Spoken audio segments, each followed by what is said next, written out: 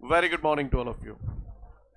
Well, इससे पिछले video में हम लोगों ने ट्रांसफार्मर के बारे में जाना, ट्रांसफार्मर का डेफिनेशन पढ़ा, step up step down transformer हम लोगों ने पढ़े, साथ साथ डिफरेंस भी उनके बीच में पढ़ा, है ना। आज हम लोग अगला क्वेश्चन जो पढ़ने जा रहे हैं that is principle and working of transformer. यही क्वेश्चन हम लोग के सामने है। तो चलिए भैया ट्रांसफार्मर की प्रिंसिपल और वर्किंग देख लें। Transformer is based on the phenomena of mutual induction. ये बातें सब कर चुके हैं अपन, राइट। लिसन एवरीवन, ये मैं यहाँ पर ट्रांसफार्मर बना रहा हूँ। मैंने रफली एक ट्रांसफार्मर बना दिया। ये इसकी प्राइमरी कॉइल है, इसको क्या बोलते हैं, लैमिनेटेड सॉफ्ट आयरन कोर। और ये मैंने यहाँ पर सेकेंडरी कॉइल बना दी है, ठीक है। एक रफ फिगर मैंने यहाँ बना दिया है। प्राइमरी कॉइल के दोनों एंड्स के बीच में आप क्या लगाते थे, input alternating source, AC source है ये, बोलो भैया। यहां से आप इनपुट देते हैं, है ना। आउटपुट पोटेंशियल आपको कहां मिलता था, सेकेंडरी कॉइल के दोनों एंड्स के बीच में लोड रेजिस्टेंस पर। यहां आपको आउटपुट पोटेंशियल मिलता था, यस और नो। इनपुट यहां से देते थे, आउटपुट हमें यहां मिलता था। ऐसा हम लोगों ने पढ़ा था, सही बोल रहा हूं ना, अच्छी बात है। तो चलिए अब हम लोग जानते हैं ट्रांसफार्मर की प्रिंसिपल और उसकी वर्किंग, राइट। तो ये दो जो कॉइल हैं, प्राइमरी कॉइल और सेकेंडरी कॉइल, दोनों में नंबर ऑफ टर्न्स अलग अलग होते हैं। प्राइमरी कॉइल में मैंने मान लिया नंबर ऑफ टर्न एनपी है, सेकेंडरी कॉइल में मैंने मान लिया नंबर ऑफ टर्न एनएस है। क्लियर है। P stands for primary, S stands for secondary. अच्छा, यहां पर हमने पढ़ा था जब प्राइमरी कॉइल में करंट की वैल्यू में चेंज किया जाता है तो सेकेंडरी कॉइल में इंड्यूस्ड ईएमएफ और इंड्यूस्ड करंट पैदा होता है, यही तो पढ़ा। तो प्राइमरी वैल्यू में आपको क्या करना है, अगर आप चाहते हैं कि सेकेंडरी कॉइल में इंड्यूस्ड ईएमएफ और इंड्यूस्ड करंट पैदा हो तो प्राइमरी कॉइल में आप क्या करना चाहेंगे, करंट की वैल्यू में चेंज करना चाहेंगे। तो आप मुझे बता सकते हो, अगर मुझे यहाँ पर करंट की वैल्यू में चेंज करना है तो मैं यहाँ एसी करंट लगाऊं या डीसी करंट लगाऊं, एसी लगाऊं। इसीलिए बोलते हैं ट्रांसफार्मर एसी करंट पे काम करता है। क्यों काम करता है, समझ में आ रही बात, क्योंकि मुझे यहाँ लगातार करंट में चेंज चाहिए और करंट में चेंज मुझे एसी करंट से मिलेगा, डीसी से नहीं मिलेगा। समझ में आ रही मेरी बात। तो ट्रांसफार्मर हमेशा काय पे काम करते हैं, एसी पे काम करते हैं। बंद कर दे उस गेट को, मैं कह रहा हूं, लिसन एवरीवन। तो ट्रांसफार्मर हमेशा एसी पे काम करते हैं। फिर से बोल रहा हूं, प्राइमरी कॉइल में करंट की वैल्यू में चेंज करते हैं तो मैग्नेटिक फ्लक्स में चेंज होता है, और सेकेंडरी कॉइल में इसकी वजह से इंड्यूस्ड ईएमएफ और इंड्यूस्ड करंट पैदा हो जाता है। इस फेनोमेना को हम लोग म्यूचुअल इंडक्शन बोलते थे, राइट। तो हमने ये सारी बातें पढ़ी थी। तो वहां पर हमने पढ़ा था according to Faraday second law, induced EMF का जो फॉर्मूला होता है that is E is equal to minus D phi upon D T. और अगर कॉइल के अंदर n नंबर ऑफ टर्न हो तो E बराबर minus N D phi upon D T. ऐसा हमने पढ़ा है, यस और नो, अच्छी बात है। तो चलिए शुरुआत करें। ये मैंने जो लिखा है on the basis of Faraday second law of electromagnetic induction. चलो भैया, प्राइमरी कॉइल में करंट की वैल्यू में चेंज कर रहे हैं तो इंड्यूस्ड ईएमएफ पैदा हो रहा है। सबसे पहले प्राइमरी कॉइल का लिखा तो मैं इसे ऐसे लिखूं, E P is equal to minus N P D phi upon D T. यहां पर मैं ये मान के चल रहा हूं कि ये एक आइडियल ट्रांसफार्मर है, और आइडियल ट्रांसफार्मर है तो इसका मतलब ये हुआ कि प्राइमरी कॉइल में प्रोड्यूस्ड होने वाला मैग्नेटिक फ्लक्स 100% सेकेंडरी कॉइल से लिंक हो रहा है। बात समझ में आ रही है। तो प्राइमरी कॉइल में induced EMF EP is equal to minus NP D phi upon D T. Secondary coil में induced EMF ES is equal to minus NS D phi upon D T. ये मैंने फैराडे के second law के भी आप पे लिखा है। Equation number 1, equation number 2। आपसे ये जानना चाहता हूं कि ये जो P लिखा है, यहां भी P लिखा है, तो ये फाई P क्यों नहीं लिखा, यहाँ एस एस तो फाई एस क्यों नहीं लिखा। हाँ, क्योंकि यहां पर हम ये अज्यूम करके चल रहे हैं कि प्राइमरी कॉइल में प्रोड्यूस्ड होने वाला मैग्नेटिक फ्लक्स 100% सेकेंडरी कॉइल के साथ लिंक हो रहा है, इसलिए दोनों में ये वैल्यूज सेम है। बात समझ में आ रही है सभी को, यहां तक किसी को कोई दिक्कत। इससे पहले कि मैं आगे बढ़ूं, यहाँ थोड़ा साइड में हम लोग आते हैं कुछ पुरानी बातें, क्योंकि हमें उसकी ज़रूरत पड़ेगी, है ना। करंट इलेक्ट्रिसिटी में ये बात मैंने आपको पढ़ाई थी, जहाँ पर मैंने आपको इलेक्ट्रिकल एनर्जी पढ़ाई थी, इलेक्ट्रिक पावर भी पढ़ाई थी।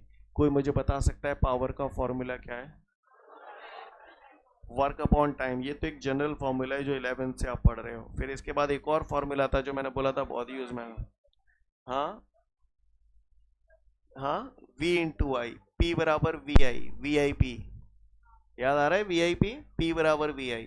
जिनको समझ में आता है वेल एंड गुड, नहीं आता इधर देख लें, ये मैं पहले भी बता चुका हूं। पावर का फॉर्मूला यूजुअली लोगों को 11th वाला याद रहता है, power is equal to work upon time. मैं यहीं से शुरू कर रहा हूँ, क्लियर है? ये ज्यादातर लोगों को याद रहता है।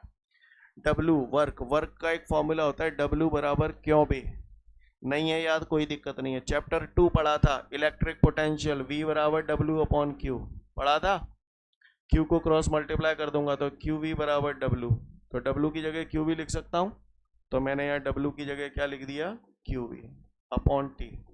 और फिर हमने पढ़ा था Q बराबर IT, पढ़ा था V as it is upon T, T से T कट गया तो P बराबर हमारा क्या आ गया, VI, VIP। याद आ रहा है सीन? ये मैं पहले भी बता चुका हूँ, क्लियर? इलेक्ट्रिक पावर का फॉर्मूला होता है P is equal to VI। उम्मीद करता हूँ क्लियर है। डायरेक्ट अप्लाई करूंगा इसको, अभी ये नहीं बताऊंगा। अभी समझ में आया कैसे आया? ये मैं पहले भी पढ़ा चुका हूँ चैप्टर 3 में। Got it everyone? फिर से देख लो, power is equal to work upon time. Work का फॉर्मूला होता है W बराबर क्यों बे, कहाँ से आया, चैप्टर 2 में पढ़ा था, V बराबर W upon Q, cross multiply कर दूंगा तो Q इधर पहुंच जाएगा, तो QV बराबर W, तो मैंने W की जगह QV लिखा है यहाँ पर। Q बराबर होता है IT, V as it is, T as it is, T से T कट गया, VI। सीन क्लियर है? अभी मैं पूछूंगा 2 मिनट बाद पावर का फॉर्मूला, तो क्या बोलोगे, VI। सीन क्लियर है? आ जाओ वापस लौट के इधर। फिर वही कहानी, करंट की वैल्यू में चेंज किया तो इंड्यूस्ड ईएमएफ पैदा हुआ according to Faraday second law. Primary coil में इंड्यूस्ड ईएमएफ, सेकेंडरी कॉइल में इंड्यूस्ड ईएमएफ। यहां तक किसी को कोई दिक्कत? Divide equation 2 by equation 1। Equation 2 में इक्वेशन 1 का डिवाइड कर रहा हूं, तो पहले ये काम LHS में कर रहा हूं। LHS में करूंगा तो क्या लिखूंगा बताओ, ES अपॉन EP। अब ये काम RHS में करो तो minus NS d phi upon dt divided by minus NP d phi upon dt। Scene clear है? डी फाई अपॉन dt से d phi upon dt cancel हो गया, माइनस से माइनस कैंसिल हो गया। ES upon EP is equal to NS upon NP। Clear है? बात समझ में आ रही है? ये E क्या है, इंड्यूस्ड EMF। इस EMF को आप कुछ और भी बोलते थे, वोल्टेज बोलते थे। तो मैं ES अपॉन EP को अगर चाहूं तो ऐसे भी लिख सकता हूं, VS अपॉन VP। कोई दिक्कत तो नहीं? ये जो रेशो है ना, ये रेशो एक कांस्टेंट रहता है जिसे हम लोग बोलते हैं ट्रांसफार्मर रेशो। क्या बोलते हैं? कोई अगर हमसे पूछता है कि ट्रांसफार्मर, उसने केवल एक लाइन में क्वेश्चन पूछा 1 मार्क्स में, डिफाइन ट्रांसफार्मर रेशो, तो भैया ट्रांसफार्मर रेशो क्या होता है सुने, the ratio of number of turns in the secondary coil to the number of turns in the primary coil is equal to the constant. This constant is called transformer ratio. Got it everyone? कोई ठेका नहीं है, यही वाली लिखूं, ये वाली भी लिख सकता हूं। The ratio of induced EMF in the secondary coil to the induced EMF in the primary coil is equal to the constant. This constant is called transformer ratio.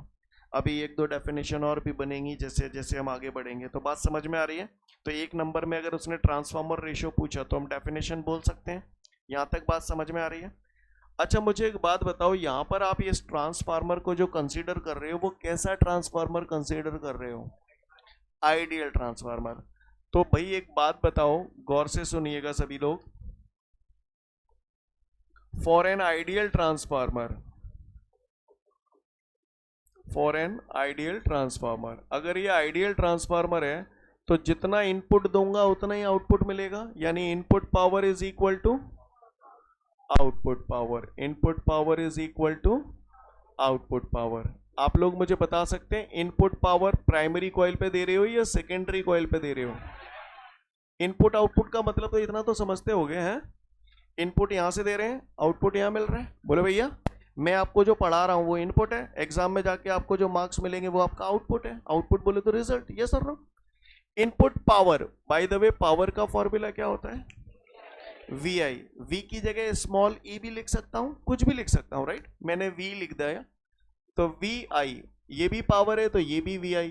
अब चूंकि ये इनपुट पावर है, इनपुट पावर प्राइमरी कॉइल में दी जा रही है, तो मैं ऐसे लिखूं VPIP। बोले भैया आउटपुट पावर पे क्या लिखूं आप बताओ? IS। स्टेप समझ में आ गया सभी को? बताओ ये स्टेप समझ में आया कि नहीं आया?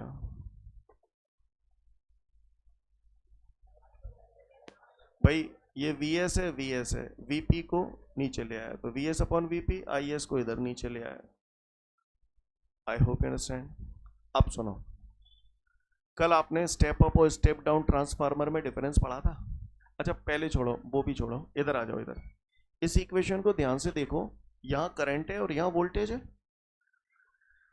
करंट में P अपॉन S आ रहा है, वोल्टेज में S अपॉन P आ रहा है, यानी दोनों एक दूसरे के इनवर्सली प्रोपोर्शनल है। और इनवर्सली में उल्टा होता है। आपने पढ़ा था step up transformer. Step up transformer क्या करता था? वोल्टेज बढ़ाता था। अब स्टेप अप ट्रांसफार्मर वोल्टेज बढ़ा रहा है तो करंट घटाएगा, क्योंकि दोनों एक दूसरे के कैसे हैं? Inversely proportional. तो जब हमने पढ़ा था तो मैंने बोला था स्टेप अप ट्रांसफार्मर वोल्टेज बढ़ाता है तो करंट घटाता है, तो मैंने बोला था याद रखना। क्लियर? तो कारण यही है क्योंकि यहाँ पर वोल्टेज और करंट दोनों एक दूसरे के कैसे आ रहे हैं?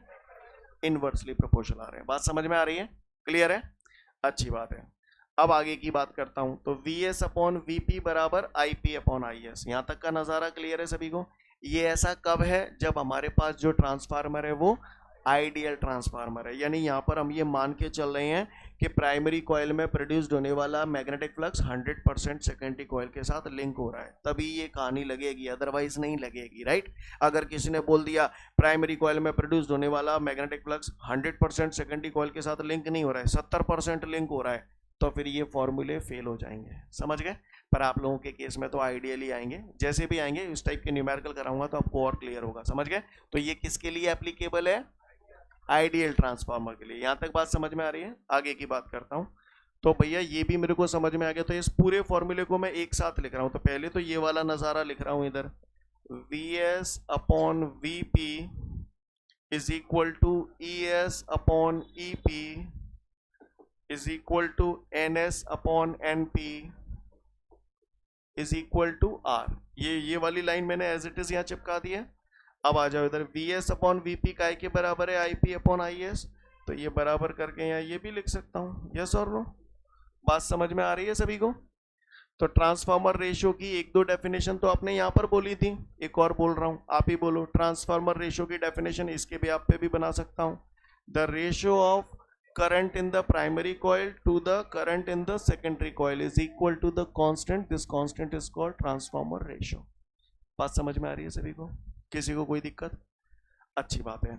मैंने आपको जब स्टेप अप और स्टेप डाउन ट्रांसफार्मर में डिफरेंस बताया था तो मैंने एक बात बोली थी कि स्टेप अप ट्रांसफार्मर के लिए ट्रांसफार्मर रेशियो ग्रेटर देन 1 होता है। ऐसा बोला था आपको?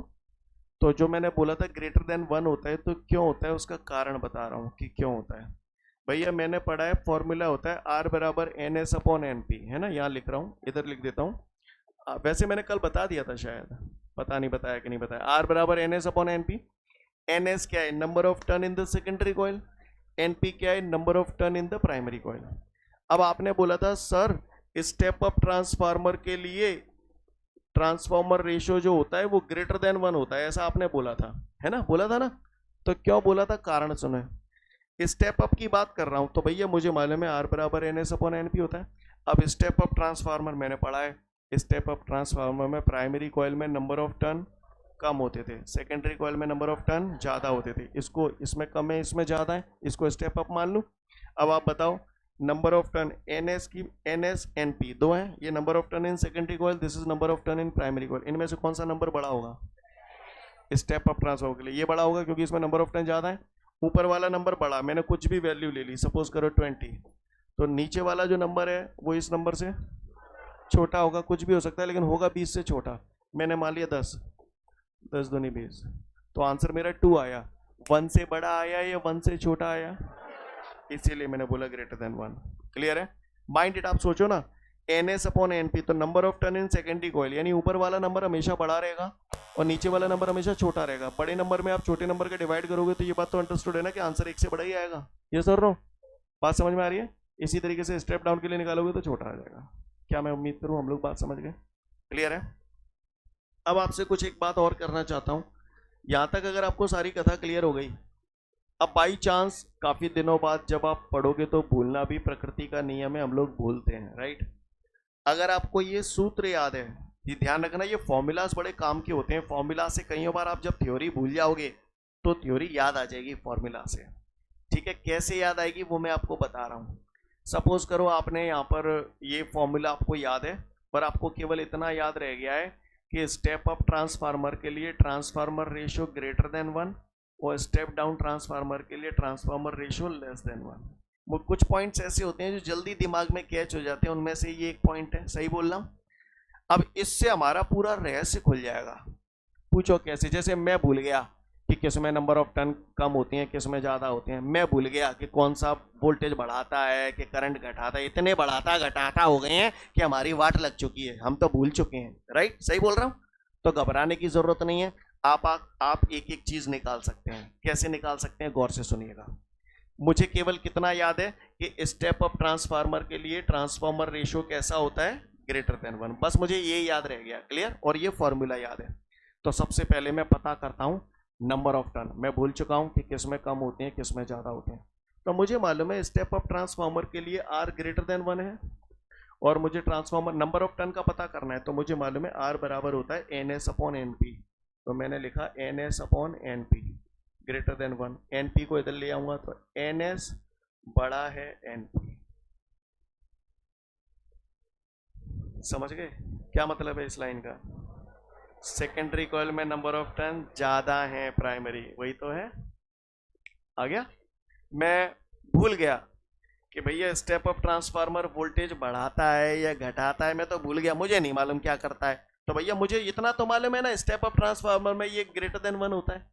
तो वोल्टेज की बात करनी है तो वोल्टेज का फॉर्मूला ले लो। R बराबर VS upon VP greater than 1। Cross multiply कर दोगे VS बड़ा है VP। अब बताओ ये इक्वेशन क्या कह रही है? सेकेंडरी कॉइल में वोल्टेज ज्यादा है, प्राइमरी कॉइल में वोल्टेज कम है। यानी प्राइमरी में कम, सेकेंडरी में ज्यादा। क्या कर रहा है?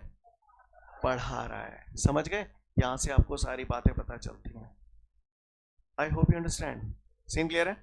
प्रिंसिपल एंड वर्किंग पूरे ट्रांसफार्मर के पढ़ लो, फिर आगे की बात करेंगे।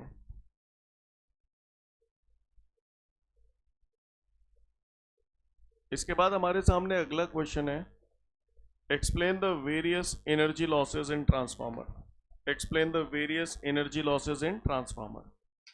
तो इससे पहले मैं ट्रांसफार्मर में एनर्जी लॉस की बात करूं, कल ट्रांसफार्मर का कंस्ट्रक्शन पढ़ाया था मैंने। कंस्ट्रक्शन में मैंने आपको बताया था कि इसमें एक लैमिनेटेड सॉफ्ट आयरन कोर होती है। क्या बताया था? लैमिनेटेड सॉफ्ट आयरन कोर होती है, ऐसा बताया था मैंने आपको। इस टाइप का फिगर बनाया था, अगर आपको याद हो तो। यस और नो? अच्छा, तो मुझे ये बताओ इसमें ये क्या है? ये क्या है? Primary coil. इधर की तरफ आपने ये प्राइमरी कॉइल वाइंड अप की थी, इधर की तरफ ये क्या थी? सेकेंडरी कॉइल वाइंड अप की थी, है ना?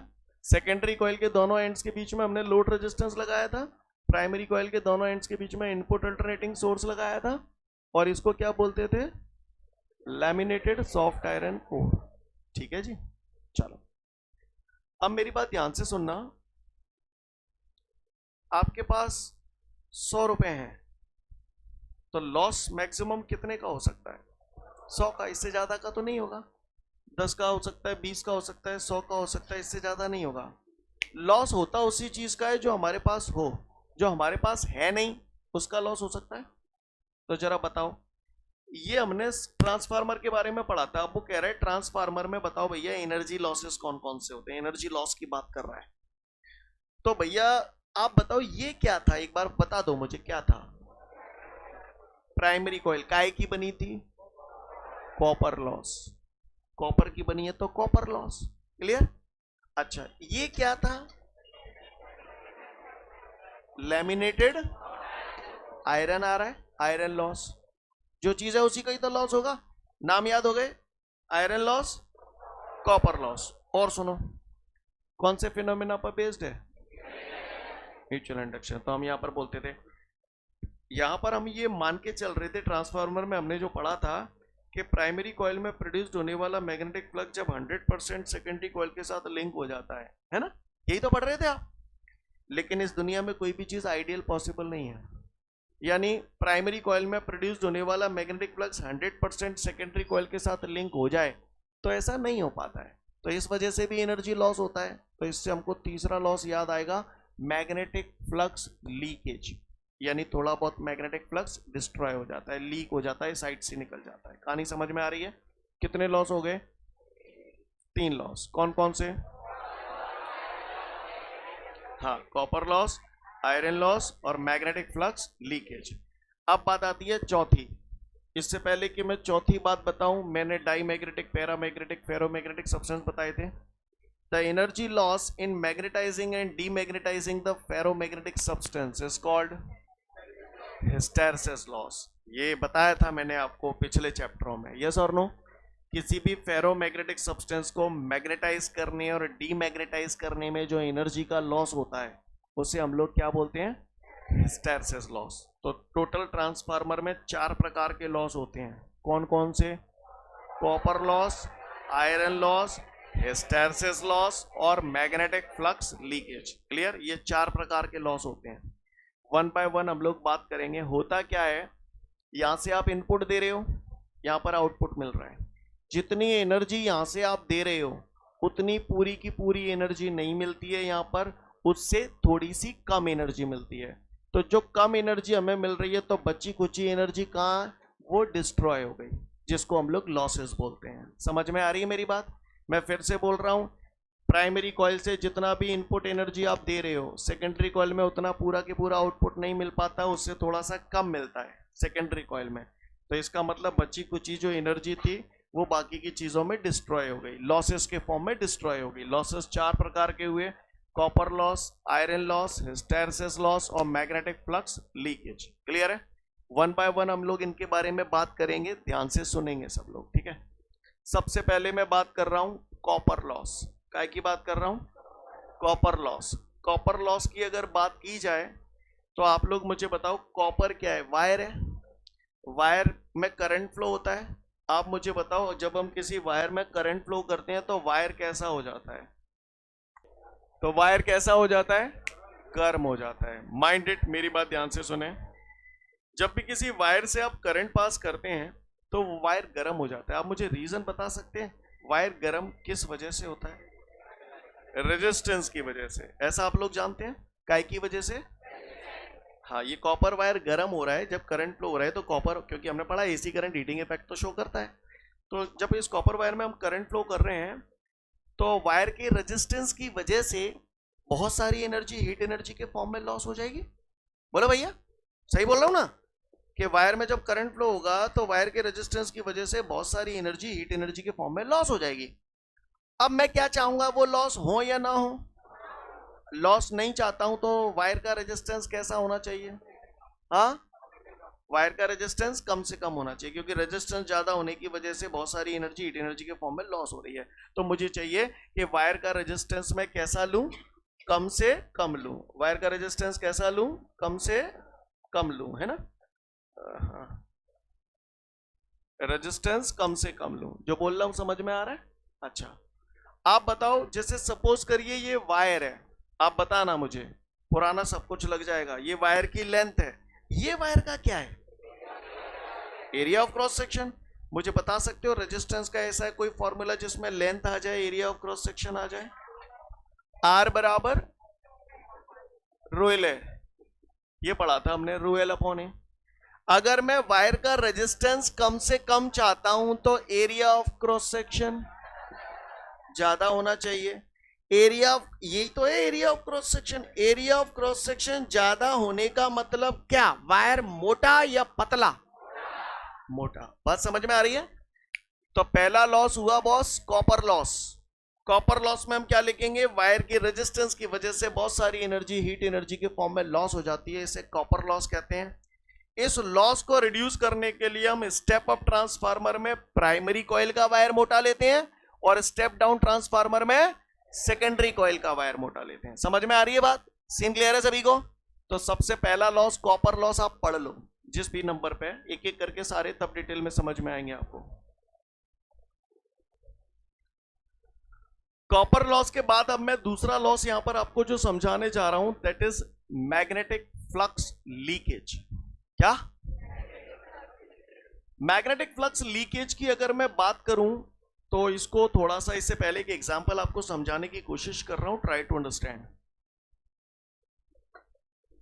ठंड है, जनवरी फरवरी की ठंड है, रात में आपको घर से बाहर कर दिया, आप केवल सिंपल एक पैंट शर्ट पहने हैं और पूरी रात आपको बाहर गुजारनी है, समझना मेरी बात को, तो जाहिर सी बात है सुबह तक ठंडे पड़ जाओगे।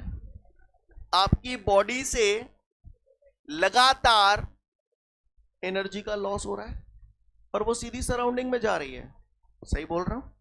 तो हमारी बॉडी से लगातार एनर्जी का लॉस हो रहा है in the form of heat. Clear है? सही बोल रहा हूं? यहां पर भी प्राइमरी कॉइल में प्रोड्यूस होने वाला मैग्नेटिक फ्लक्स 100% सेकेंडरी कॉइल के साथ लिंक नहीं हो पाता है, जिसके कारण काफी सारी एनर्जी हीट एनर्जी के फॉर्म में लॉस हो जाती है। इसे बोलते हैं मैग्नेटिक फ्लक्स लीकेज। अब ये पूरा सराउंडिंग में जा रहा है। अगर मैं चाहता हूं कि ये सराउंडिंग में ना, मतलब ये सराउंडिंग में जा रहा है तो मेरी बॉडी से एनर्जी लॉस हो रहा है, मैं चाह रहा हूं ये एनर्जी लॉस काफी हद तक कम हो जाए, तो आपको एक कंबल उड़ा दिया जाए। कंबल जब आपको उड़ा दिया जाएगा, एनर्जी लॉस तो अभी भी होगा आपकी बॉडी से, लेकिन अब कॉम्परेटिवली कम होगा। कारण कि आपकी बॉडी से जो एनर्जी लॉस हो रहा है वो कंबल से टकरा रहा है और वापस आप ही के पास आ रहा है, तो जिसकी वजह से जो सराउंडिंग में हीट जा रही थी वो काफी हद तक कम हो गई और लॉस काफी हद तक कंट्रोल हो गया। बात समझ में आ रही है? प्राइमरी कॉइल में प्रोड्यूस होने वाला मैग्नेटिक फ्लक्स 100% सेकेंडरी कॉइल के साथ लिंक नहीं हो पाता है, जिसके कारण काफी सारी एनर्जी हीट एनर्जी के फॉर्म में लॉस हो जाती है। इसको हम लोग बोलते हैं मैग्नेटिक फ्लक्स लीकेज। इस लॉस को रिड्यूस करने के लिए हम लोग जो ट्रांसफार्मर होता है, ट्रांसफार्मर इस टाइप की डिवाइस होती है ना, ये मैंने बोला था ना, पतली पतली लोहे की पत्तियां। पीछे वाले लोगों को तो केवल एक लोहे का टुकड़ा दिख रहा होगा, आगे वाले लोग पतली पतली पत्तियां ऑब्जर्व कर पा रहे होंगे, राइट? तो इस पूरे हाँ देखा है, मुझे मालूम है आप लोगों ने। तो इस पूरे, ये ट्रांसफार्मर है, ये खुला ट्रांसफार्मर है। इस ट्रांसफार्मर को चारों तरफ से एक आयरन फ्रेम के अंदर बंद करके रखते हैं और कई बार उन लॉसेस को कंट्रोल करने के लिए इनके अंदर कोई लुब्रिकेंट या कोल्ड एयर पास करते हैं, जिसकी वजह से ये लॉसेस काफी हद तक कम हो जाए। बात समझ में आ रही? तो फ्रेम के अंदर चारों तरफ, जैसे आपको कंबल के चारों तरफ बंद कर दिया था ना, जिसकी वजह से ये एनर्जी लॉस काफी हद तक कम हो गया था, ठीक उसी प्रकार यहां पर हम इसके चारों तरफ क्या कर देते हैं, क्लोज फ्रेम के अंदर बंद कर देते हैं। क्या आपको मेरी बात समझ में आ रही है? तो ये कौन सा लॉस हुआ हमारा? Magnetic flux leakage. मेरी अगली बात, अगला जो लॉस है वो है हिस्टैरिसीस लॉस। हिस्टैरिसीस लॉस में हम लोग क्या करते हैं, गौर से सुनिएगा। हमें मालूम है कि यहां से हम करंट की वैल्यू में चेंज कर रहे हैं तो मैग्नेटिक फ्लक्स में चेंज हो रहा है, लेकिन यहां आयरन फ्रेम भी है। करंट आप दे रहे हो, मैग्नेटिक फील्ड पैदा हो रहा है, समझना, मैग्नेटिक फील्ड पैदा हो रहा है, तो ये जो आयरन है वो भी तो मैग्नेटाइज होगा। करंट बंद कर देंगे तो क्या हो जाएगा? डीमैग्नेटाइज। तो ये जो आयरन फ्रेम है, लैमिनेटेड सॉफ्ट आयरन कोर है, उसके मैग्नेटाइज होने और डीमैग्नेटाइज होने में भी बहुत सारी एनर्जी, हीट एनर्जी के फॉर्म में लॉस हो जाती है। इस लॉस को हम लोग बोलते हैं हिस्टैरिसीस लॉस। और इसी लॉस को रिड्यूस करने के लिए हमने यहां पर जो आयरन फ्रेम ली है वो सॉफ्ट आयरन की ली है, क्योंकि सॉफ्ट आयरन इजीली मैग्नेटाइज और इजीली डीमैग्नेटाइज हो जाता है। ये बात मैं पढ़ा चुका हूं पिछले चैप्टरों में। यस और नो? क्लियर? तो ये कौन सा लॉस हुआ? Hysteresis loss. पूछ लेता है कि लैमिनेटेड सॉफ्ट आयरन कोर जो है उसमें सॉफ्ट आयरन लिया है, तो कौन से लॉस के रिड्यूस करने के लिए लिया है? हिस्टैरिसीस लॉस को रिड्यूस करने के लिए। ट्रांसफार्मर को क्लोज फ्रेम में बंद रखता है, कौन से लॉस को रिड्यूस करने के लिए? हाँ, तो मैग्नेटिक फ्लक्स लीकेज को रिड्यूस करने के लिए। समझ पा रहे हैं आप मेरी बात को? अगली बात आती है, चौथा लॉस जो है हमारा, that is iron loss. Iron loss आपको थोड़ा सा समझने में दिक्कत देगा, तो याद रखिएगा थोड़ा सा, क्योंकि हम लोग पिछले चैप्टर में एडी करंट वाले पार्ट को हटा के आए हैं, वो उससे रिलेटेड है एक्चुअली। क्लियर? ये जो आयरन फ्रेम है आपने देखा पतली पतली पत्तियों के रूप में लिया है, सही बोल रहा? सॉलिड टुकड़ा भी ले सकते थे। तो क्या होता है, ये जो आयरन फ्रेम है, सॉलिड टुकड़ा होता, मेटेलिक प्लेट होती, तो क्या होता है जब यहां से जब करंट पास करते हैं तो मैग्नेटिक फ्लक्स में चेंज होने की वजह से इसके अंदर भी एक करंट पैदा होता है। किसी भी मेटेलिक प्लेट को जब आप किसी चेंजेबल मैग्नेटिक फील्ड में रखते हैं तो उसके अंदर भी एक करंट पैदा होता है। उस करंट को हम लोग एडी करंट बोलते हैं। क्या बोलते हैं? Eddy current. और एडी करंट के कारण भी बहुत सारी एनर्जी, हीट एनर्जी के फॉर्म में लॉस हो जाती है। इस लॉस को रिड्यूस करने के लिए हम लोग ये जो सॉफ्ट आयरन की कोर लेते हैं वो सॉलिड फॉर्म में ना लेकर पतली पतली पत्तियों के फॉर्म में लेते हैं और उनके बीच में पेंट और वार्निश का लेयर लगा देते हैं। तो एक्चुअली ऐसा करने से होता क्या है कि इस पूरी आयरन फ्रेम का रेजिस्टेंस बढ़ जाता है, जिसकी वजह से एडी करंट कम हो जाता है। और एडी करंट कम हो जाएगा तो जो एनर्जी लॉस हो रहे हैं एडी करंट की वजह से वो काफी हद तक कम हो जाएंगे। क्या मेरी बात समझ में आ रही है? क्लियर है? तो इस तरीके से टोटल 4 लॉसेस हैं। कौन कौन से एक बार नाम फिर से बता दो। हाँ समझ गया, मैं समझ गया। Copper loss, iron loss, magnetic flux leakage और हिस्टैरिसीस लॉस। सीन क्लियर है? क्लियर? पढ़ लो फटाफट। ठीक है, तो फिर आज के लिए पर्याप्त है। नेक्स्ट वीडियो में फिर मिलेंगे। जय हिंद।